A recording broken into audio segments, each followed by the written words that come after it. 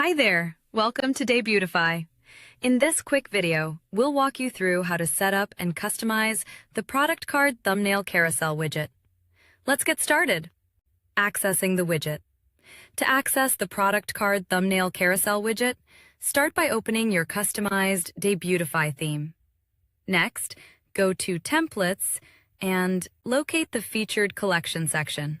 To enable or disable this feature, go to Theme Settings, then open Enterprise Widgets. Enable Show Product Card Thumbnail Carousel to display product image thumbnails.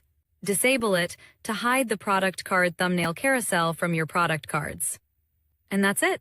Your product card thumbnail carousel widget is now ready to go.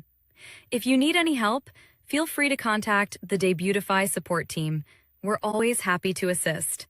Thanks for watching, and happy customizing with the Debutify theme.